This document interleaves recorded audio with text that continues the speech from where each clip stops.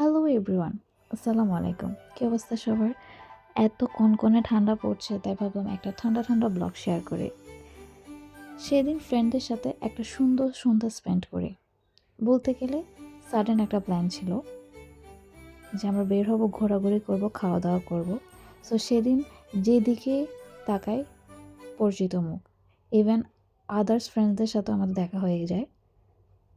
এরপর লিস্টে ছিল একটু খাওয়া দাওয়া আর কিছু এস্থেটিক প্লেস ঘোরাঘুরি।